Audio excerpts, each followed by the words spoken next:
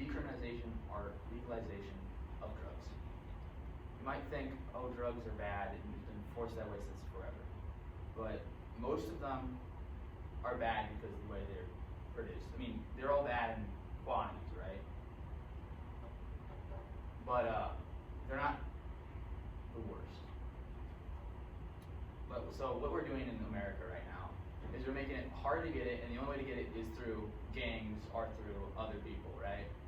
And that's is a way to cause crime to evolve out of around drugs. So we kind of cornered ourselves here. So today I'm going to talk about how it is now and how it's affecting us. Ways to change it are to completely decriminalize drugs, and to talk about other countries that have done this. We already started this in Oregon, sorry. We've already decriminalized drugs all throughout Oregon, and it's already been a thing that's been on. We don't know, we haven't seen results yet because it's been a month, I think, since it started. So we haven't been definitive proof yet, but okay, so let's talk about it. So in the current system right now, if you get caught with drugs, if you have enough of it, it becomes a felony, and you go to federal prison. 58% of the population of federal prison is non-violent drug crimes, and each person in federal prison, is $16,000 in your taxes. About that, each person. So 58% of those people are non-violent and will only get worse in prison, because once you go into prison, it's not going to get better for you.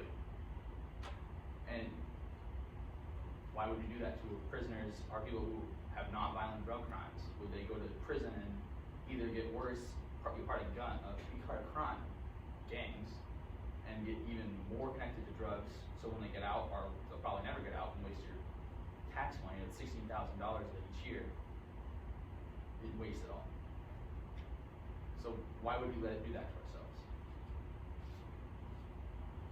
We're never going to make America drug-free. It's not going to be possible. Drugs cross the border, drugs go on through planes to the border. We can't stop it. It's never going to happen. So why would we keep on trying to stay us abstinence-free? That is literally spelling yourself free. It's failure right there. So why would we do that to ourselves? And in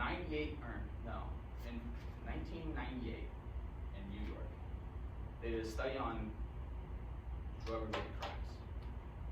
You know how many people who were on drugs committed a homicide that entire year? One person, and he was on cocaine. A single person in a whole year in New York in 1998 had drugs in their system in a drug-related crime.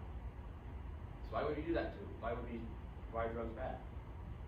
Well, because the rest of them are about drugs or drug things that have gone wrong, as in rivalries, gangs getting mad at each other for selling drugs and other stuff in other places. So we're causing the violence through our system because it's illegal and it's hard to get other people.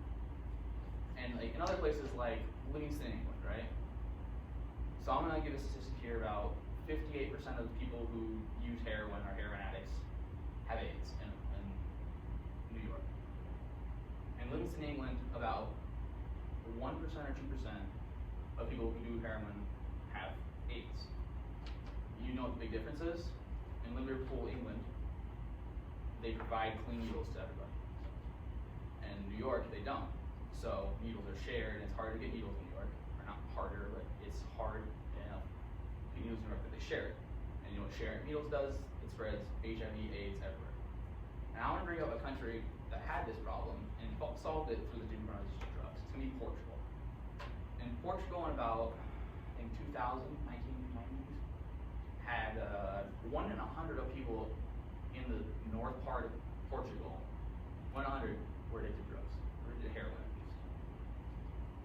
And it's even worse in the south part of Portugal. And due to this, after the decriminalization of drugs, it flattened out. Because instead of putting those people in jail, they would get a fine or something like that, and then they get sent to a doctor who can help them, or a lawyer that can help them, or someone who can help them stop themselves doing self-destructive behavior, right? So why would we send them to prison when we can just send them to get help?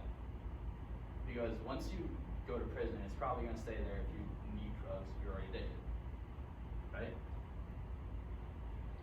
And the other in Portugal stabilized after this. So there's less people doing drugs, and also different country they also did this in. They decriminalized weed, or they could able to sell it in shops and stuff.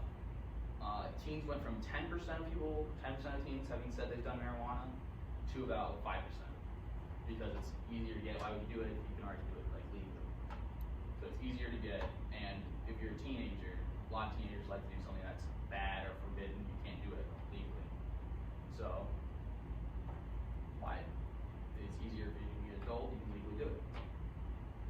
So, yeah. Why would you do it? So I'm saying right now that if you can, you should say we should decriminalize drugs as Oregon's already done.